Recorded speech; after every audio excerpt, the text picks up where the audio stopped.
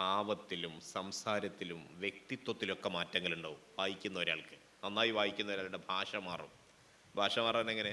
അയാൾ ഇംഗ്ലീഷോ വേള ഭാഷ മുഴുവൻ അല്ല, നല്ല ഭാഷയിൽ സംസാരിക്കുകയാണ് അല്ലേ? നല്ല ഭാഷയിൽ സംസാരിക്കും, അയാൾക്ക് അതിൻ്റെ താല്പര്യങ്ങളൊക്കെ മനസ്സിലാവും. ഇപ്പോൾ കുഞ്ഞുണ്ണി മാഷ കുറച്ച് നേരത്തെ ആരോ പറഞ്ഞു, കുഞ്ഞുണ്ണി മാഷ നന്നായി കവിത എഴുതും.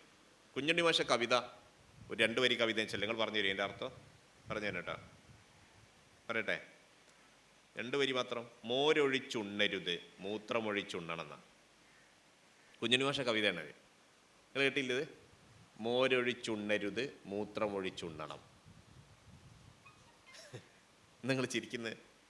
വളരെ കൃത്യമായിട്ട് കുഞ്ഞുണ്ണി മാഷ കവിതയിൽ പറഞ്ഞിട്ടുണ്ട്, മോരൊഴിച്ചുണ്ണരുത് മൂത്രമൊഴിച്ചുണ്ണണം. നിങ്ങൾ ചിരിക്കാൻ കാരണം എന്താ? തിന്നാൻ സമയത്ത് സാധനമൊക്കെ കൊണ്ടുവച്ചിട്ട് അതിക്ക് മൂത്രം ഒഴിച്ചാണ് തിന്നണം. അതാണോ നിങ്ങൾ മനസ്സിലായത്? പിന്നെന്താ മനസ്സിലായത്? അപ്പോൾ യെസ്, വെരി ഗുഡ്. ഇയാളെ പറഞ്ഞു നോക്കി, പറഞ്ഞു എന്താ കാര്യം?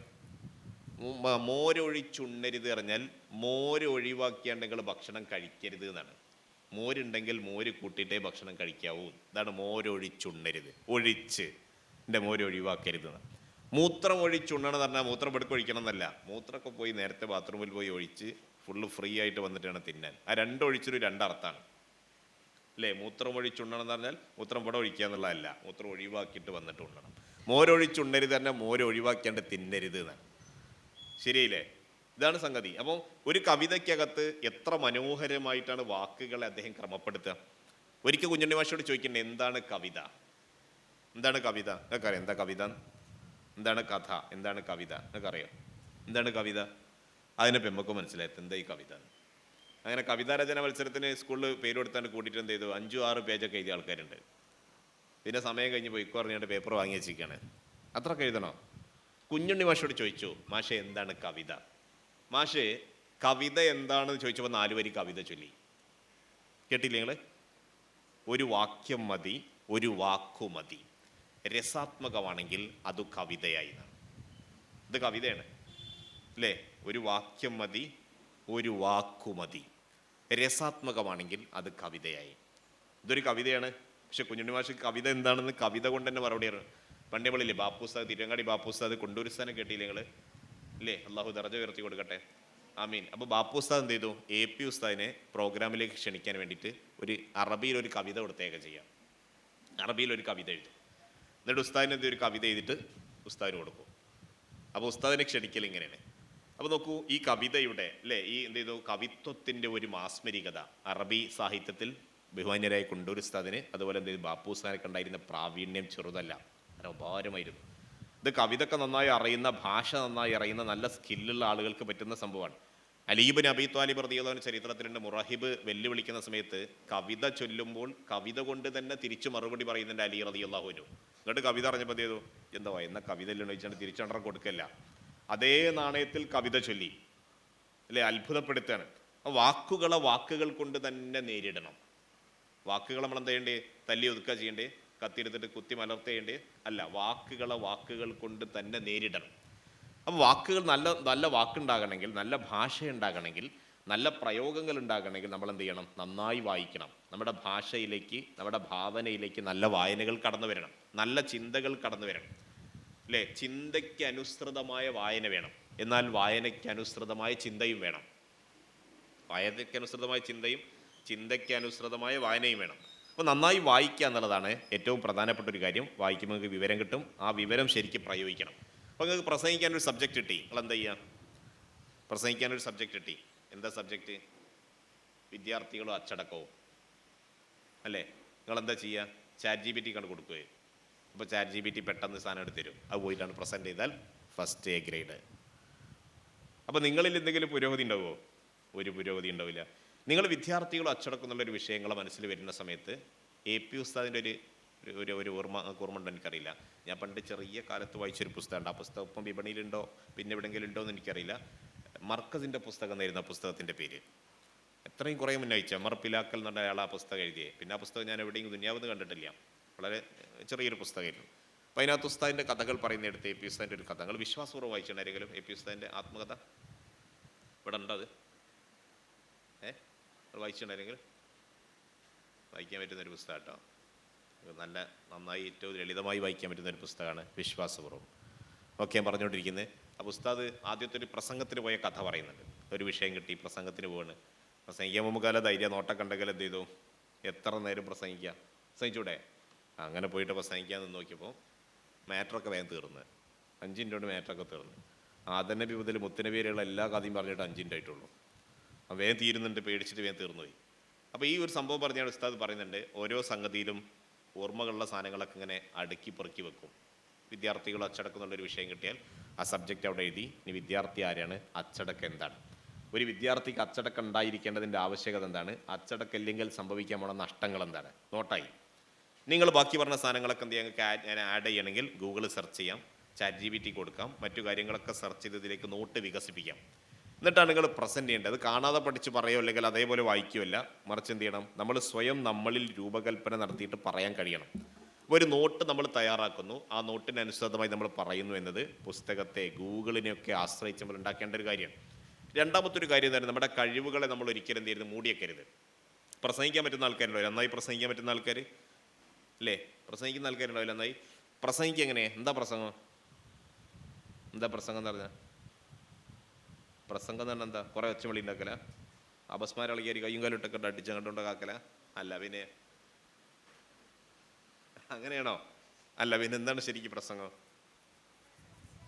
എല്ലാവർക്കും മനസ്സിലാകാവുന്ന വിധത്തിൽ സംസാരിക്കാണ്. മിസ്അബ് ബിൻ ഉമൈർ റളിയല്ലാഹു തആല അൻഹു നല്ല പ്രസംഗം എങ്ങനെയായിരുന്നു, അടിപൊളി പ്രസംഗമായിരുന്നു. നിങ്ങൾ കേട്ടോ മിസ്അബ് തങ്ങളെ? മിസ്അബ് ബിൻ ഉമൈർ റളിയല്ലാഹു തആല അൻഹു യസ്രിബിലേക്ക് മുത്തുനബി സ്വല്ലല്ലാഹു അലൈഹി വസല്ലം ആദ്യം പറഞ്ഞയച്ചത് മിസ്അബ് തങ്ങളെയാണ്. മിസ്അബ് തങ്ങൾ അവിടെ ചെന്നപ്പോൾ അതിശക്തമായ എതിർപ്പാണ് ആ നാട്ടുകാർ. എന്തങ്ങോട്ട് പറഞ്ഞാലും ഒരു കേൾക്കൂല, ഭയങ്കര എതിർപ്പ്. മിസ്അബ് റളിയല്ലാഹുവിന് വീടാന്തരം കയറിയ ആൾക്കാരോട് സംസാരിച്ചു. യുവാക്കളെയൊക്കെ വിളിച്ചുകൊണ്ട് ഈത്തപ്പന തോട്ടത്തിൽ ഇരുത്തി അവരോടൊക്കെ വയലുറഞ്ഞു. പക്ഷെ ആരും കേൾക്കണില്ല, ഭയങ്കര ദേഷ്യം. അങ്ങനെ ആ നാട്ടിലെ വലിയ പ്രമാണിമാരായ ആൾക്കാർ വന്നാണ്ട് മിസ്അബ് തങ്ങളെ കഴുത്തിന് പിടിച്ചാണ്ട് ദേഷ്യം പിടിച്ചു. അപ്പോൾ മിസ്അബ് തങ്ങൾ അവരോടൊന്ന് ചോദിച്ചു, അവളൊന്ന് കുറച്ചേരം ഒന്ന് ഇരിക്കുമോ? ഞാൻ പറഞ്ഞ കാര്യങ്ങളൊന്നുകൂടി ഞാൻ ആവർത്തിച്ച് പറയാം. അവരെ മുന്നിൽ ഇരുത്തിയിട്ട് മിസ്അബ് ബിൻ ഉമൈർ റളിയല്ലാഹു തആല അൻഹു വളരെ മനോഹരമായ വാക്കുകളിൽ, ലളിതമായ ആശയത്തിൽ, കോർ ഐഡിയാസ് മാത്രം അവരിലേക്ക് സംസാരിച്ചു. അപ്പോൾ വന്ന കുബേരന്മാരായ വലിയ കൊലയാളികളായ വലിയ 2 ആൾക്കാർ അവരെന്ത് മിസ്അബ് തങ്ങളോട് പറഞ്ഞു, എന്നാൽ ഞങ്ങൾ നിങ്ങളെ കൊടുത്തു പോരുകയാണ്, ഇതെല്ലാം അടിപൊളി മാറ്ററാണല്ലോ നിങ്ങൾ പറഞ്ഞത്. കുറഞ്ഞ നേരം സംസാരിച്ചപ്പോഴേക്ക്, പ്രസംഗിച്ചപ്പോഴേക്ക് മുന്നിലിരിക്കുന്ന ആൾക്കാരുടെ മനസ്സ് മാറി. ഇതാണ് പ്രസംഗം. ഇതിനെ ഒച്ചമളി നായട്ടൊക്കെ ഉണ്ടാക്കണോ? വേണോ? ഒന്നും വേണ്ട, മാന്യമായി സംസാരിച്ചാൽ മതി. ഈ മാന്യമായ സംസാരമാണ് ശരിക്കും പ്രസംഗം. അപ്പോൾ പ്രസംഗിക്കുക എന്ന് പറയുന്നത് ഒരാൾക്ക് ഉണ്ടാകേണ്ട നല്ലൊരു സ്കില്ലാണ്. നമ്മൾ നന്നായി പ്രസംഗിക്കുക. ഇവിടെ നിങ്ങൾ സമാജമൊക്കെ അല്ലേ? സമാജമുണ്ട്, മാസത്തിലോ ആഴ്ചയിലൊരു സമാജമുണ്ട് അല്ലേ? എത്ര അവസരങ്ങളാണ് മുന്നിൽ കിട്ടുന്നത്. അപ്പോൾ കേരളത്തിൽ നിന്ന് നന്നായി പ്രസംഗിക്കുന്ന മുസ്ലിം പ്രസംഗകരോടൊക്കെ ചോദിച്ചു നോക്കി നിങ്ങൾ. ഒരൊക്കെ പറയും ഞങ്ങൾ മദ്രസയിൽ, സമാജത്തിൽ, നബിദിനത്തിൽ പ്രസംഗിച്ചിട്ടാണ് പ്രസംഗകരായത്. ഇതൊക്കെ പറയാനുള്ളതാണ്. നമ്മൾ ഈ പ്രസംഗിക്കാൻ കിട്ടുന്ന അവസരത്തെ നന്നായി പ്രസംഗിക്കുക, നന്നായി ഉപയോഗിക്കുക. അതിന് നല്ല വാക്കുകൾ, നല്ല പോയിന്റുകൾ, നല്ല ഭാഷ, അതൊക്കെ നമ്മൾ നേരത്തെ വായനയിലൂടെ ഉണ്ടാക്കിയെടുക്കുക. എന്നിട്ട് നമുക്ക് കിട്ടുന്ന വിഷയത്തെ ഏറ്റവും നന്നായി അവതരിപ്പിക്കുക. പ്രസംഗം പഠിക്കുക എന്ന് പറയുന്നത് ശരിക്കും എന്ത് ചെയ്തു, വ്യത്യസ്തമായ സന്ദർഭങ്ങളാണ്. ഇപ്പം നമ്മൾ പിന്നെ ഇയാളുണ്ടല്ലോ, നിങ്ങൾ പേര് പഠിച്ചോനെ, വിൻസ്റ്റൺ ചർച്ചിൽ കേട്ടോ നിങ്ങൾ? ചർച്ചിൽ പ്രസംഗം പഠിച്ചത് ബാത്റൂമിൽ നിന്നാണ് പറയുന്നത്. ബാത്റൂമിൽ ഇരുന്നിട്ടാണ് ഇതിൽ പ്രസംഗം പഠിച്ചത്. നിങ്ങൾക്ക് ആ സാധ്യത പറഞ്ഞതെന്നല്ല കേട്ടോ പറയുന്നത്, അവിടെ പോലും സാധ്യത ഉണ്ടെന്നാണ് പറഞ്ഞത്. അപ്പോൾ എന്ത് ചെയ്തു, ഈ ബാത്റൂമിൽ പോയി ഇങ്ങനെ ഇരിക്കുന്ന സമയത്ത് ചർച്ചിൽ എന്ത് ചെയ്തു, പലപ്പോഴും സംസാരിക്കും. ഏതായാലും വെറുതെ ഉത്തേക്കല്ലേ, മൂപ്പരങ്ങനെ പറഞ്ഞുകൊണ്ടിരിക്കുന്നു. അപ്പം ചർച്ചിൽ ബാത്റൂം പറഞ്ഞാൽ നമ്മൾ ബാത്റൂം പോകണ പോലെയല്ല. പിന്നെയോ നമ്മൾ ബാത്റൂം പോകുമ്പോൾ നമുക്ക് ആവശ്യമുണ്ടെങ്കിൽ നമ്മൾ പോയി മൂത്രമൊഴിച്ച് നമ്മൾ എന്ത് ചെയ്തു, കാര്യങ്ങൾ സാധിച്ച് നമ്മൾ പോരും. പക്ഷേ ചർച്ചിൽ പോകുമ്പോൾ കൂടെ പട്ടാളക്കാരും അംഗരക്ഷകരും ഭൃത്യന്മാരും ഒക്കെ ഉണ്ടാവും. ആ ടോയ്ലറ്റ് മൊത്തം ആൾക്കാർ ചുറ്റുഭാഗത്ത് നിൽക്കുന്നുണ്ടാവും, പട്ടാളക്കാരോടി പൊതിഞ്ഞ് നിൽക്കുന്നുണ്ടാവും. കാരണം എന്താ, അകത്തിരിക്കുന്ന ആരാ? വിൻസ്റ്റൺ ചർച്ചിലാണ്, രാജ്യത്തിൻ്റെ വളരെ പ്രധാനപ്പെട്ട ഭരണാധികാരിയാണ്. പുറത്തെല്ലാവരും ഉണ്ടാവും അല്ലേ? അങ്ങനെയല്ല ഉണ്ടാകുക. അപ്പോൾ എല്ലാവരും പുറത്തേക്കാണ്. അപ്പോൾ അകത്തുനിന്ന് ഭയങ്കര സംസാരം കേട്ടുന്നതാണ്. സംസാരം കേട്ടപ്പം ഈ അംഗരക്ഷകനായ തോക്കെടുത്ത് നിൽക്കുന്ന ആളുണ്ടല്ലോ, അയാളെ കഥകന് മുട്ടിയിട്ട് പ്രഭോ അങ്ങെന്തോ പറഞ്ഞു ചോദിച്ചാലോ. അപ്പം ചർച്ചിൽ വാതിൽ പറഞ്ഞല്ലോ, ഞാനിവിടെ എന്നോടൊന്നല്ല പറഞ്ഞു, ഞാൻ ബ്രിട്ടീഷ് പാർലമെൻറ്റിനോടാണ് പറഞ്ഞത്. അപ്പോൾ മൂപ്പരവിടെ പ്രസംഗിക്കുന്ന ബ്രിട്ടീഷ് പാർലമെൻറ്റിനോട് ഇങ്ങനെ അവിടെ പ്രസംഗിച്ചായിട്ട് പഠിച്ചുകൊണ്ടിരിക്കുകയാണ്. ഞാൻ പറഞ്ഞു, കിട്ടുന്ന അവസരത്തെ ഉപരെന്ത് ഇത് ഉപയോഗപ്പെടുത്തിയെന്നാണ് ഉപര ചരിത്രത്തിൽ പറയുന്നത്. തീരെ പ്രസംഗിക്കാൻ അറിയാത്ത ചർച്ചിൽ ലോകത്തെ ഏറ്റവും മികച്ച പ്രഭാഷകനായി മാറുന്നത് അദ്ദേഹം എന്ത് ചെയ്തു? സ്വയം പരിശ്രമിച്ചുകൊണ്ടാണ് എന്നാണ് പറഞ്ഞത്. ഇതിൻ്റെ താല്പര്യം നമ്മൾ ബാത്റൂമിൽ പോയി സംസാരിക്കരുത് എന്നാണ് നമ്മളെ മതം പഠിപ്പിച്ചത് അല്ലേ? അവിടെ പോയി ഒച്ചുമണി ഉണ്ടാക്കരുത്, മാന്യമായിട്ട് എന്ത് ചെയ്യണം? ഇരിക്കണം, സൈലൻ്റ് ആയിരിക്കണം, അവിടെ അച്ചടക്കം അല്ലേ, ചില മര്യാദകൾ നമ്മളെ പഠിപ്പിച്ചിട്ടുണ്ട് മതം. പക്ഷെ നമ്മളെ മുന്നിൽ വേറെ അവസരങ്ങളുണ്ട്, ബസ്സിൽ ഇങ്ങനെ ഒറ്റയ്ക്ക് യാത്ര ചെയ്യുന്ന സമയത്ത് നിങ്ങൾ ഇങ്ങനെ കാര്യങ്ങളൊക്കെ ഇങ്ങനെ പഠിച്ചു നോക്കി, ഇങ്ങനെ ആലോചിച്ച് നോക്കി, മനസ്സിലായി കുറേ കാര്യങ്ങൾ വരും, യാത്രയിൽ കുറേ അനുഭവങ്ങൾ വരും.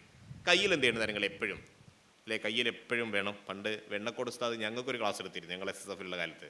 എപ്പോഴും മറക്കാത്തൊരു സാധനമുണ്ട് ഉസ്താദ് അന്ന് പറഞ്ഞൊരു സാധനം, എനിക്ക് ഓർമ്മയില്ല ഇതോ, നിങ്ങൾ വെണ്ണക്കോട് ഉസ്താദ് ഓടിച്ചല്ലേ? ഉസ്താദ് അന്ന് പറഞ്ഞിരുന്നു, ബാത്റൂമിൽ പോകുമ്പോഴും വേണം ഒരു പെന്നും പെൻസിലൊക്കെ കഴിക്കരുത്, കിട്ടുന്ന പോയിന്റ് എഴുതിയേക്കണം. എപ്പോഴും ഇങ്ങനെ പോയിന്റ് വരുമ്പോൾ എഴുതി വെക്കാനൊരു സാധനം നമ്മളെ കയ്യിൽ വേണം.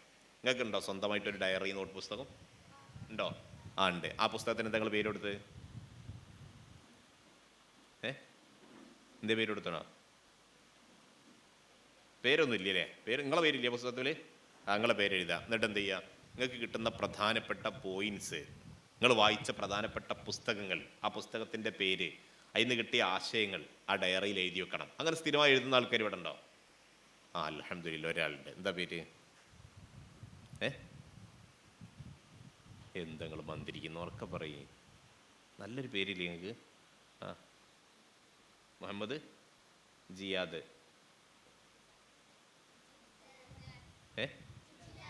എജ്ലാൻ. അൽഹംദുലില്ലാ അടിപൊളി പേരാണല്ലോ. എന്നിട്ട് നിങ്ങൾ മിണ്ടണില്ലല്ലോ. പിന്നെ ഒരാളും കൂടി പറഞ്ഞല്ലോ അവിടെ ഡയറിയുള്ള ഒരാൾ, ഫൈദുർ റഹ്മാൻ. ഡയറിയുള്ളവരുണ്ട് അവിടെ കണ്ടല്ലേ? നോക്കി, ഡയറി വേണം. ഞാനൊക്കെ എൻ്റെ ഡയറി 2005 മുതലുള്ള എല്ലാ ഡയറിയും എൻ്റെ കയ്യിലുണ്ട്. 2005 മുതൽ നമ്മൾ വായിക്കുന്ന പുസ്തകങ്ങൾ, അതിൽ പ്രധാനപ്പെട്ട പോയിന്റ്സ് ഒക്കെ നമ്മൾ ഇങ്ങനെ രേഖപ്പെടുത്തും. അന്ന് വായിച്ച പുസ്തകങ്ങൾ തന്നെ 2005 നമ്മൾ വായിക്കുന്ന സമയത്ത് നമ്മളെ കയ്യിൽ സ്വന്തമായി ക്യാഷ് ഇല്ല, സ്വന്തമായി പുസ്തകം വാങ്ങാൻ കഴിയില്ലല്ലോ. അപ്പം ചെറിയ എന്ത് ചെയ്തു, ലൈബ്രറികളിൽ പോയിട്ട് നമ്മൾ മെമ്പർഷിപ്പ് എടുക്കും. നമ്മളെ പള്ളി ദർസിൽ ലൈബ്രറി ഉണ്ട്, നമ്മളെ മദ്രസയിൽ ലൈബ്രറി ഉണ്ട്, നമ്മളെന്ത് ചെയ്തു SSF യൂണിറ്റ് ഓഫീസിൽ ലൈബ്രറി ഉണ്ട്. ഈ ലൈബ്രറികളിലൊക്കെ ആയിട്ട് മെമ്പർഷിപ്പ് എടുക്കും. മെമ്പർഷിപ്പ് എടുത്തിട്ട് നമ്മൾ അവിടെ നിന്ന് എന്ത് ചെയ്തു, പുസ്തകങ്ങൾ എടുത്തിട്ട് പുസ്തകം വായിക്കും. ആ പുസ്തകം നമ്മൾ വായിച്ചു കഴിഞ്ഞാൽ നമുക്ക് സ്വന്തമാക്കാൻ നമ്മളെ കയ്യിൽ പൈസ ഇല്ല. അപ്പോൾ ആ പുസ്തകത്തിൻ്റെ പേരവിടെ എഴുതി വെക്കും. ആ പുസ്തകത്തിൻ്റെ പേരവിടെ എഴുതി വെച്ചിട്ട് അതിലുള്ള പ്രധാനപ്പെട്ട, നമ്മളെ സ്വാധീനിച്ച പ്രധാനപ്പെട്ട പോയിന്റ് എത്രാമത്തെ പേജിലുണ്ടെന്ന് എഴുതി വെക്കും. പിന്നെ അടുത്ത പുസ്തകം വായിക്കുമ്പോൾ അടുത്ത പുസ്തകത്തിൻ്റെ പേര് എഴുതും, അതിൻ്റെ കാര്യങ്ങൾ എഴുതും. ഇങ്ങനെ നമ്മൾ എന്ത് ചെയ്തു, 2005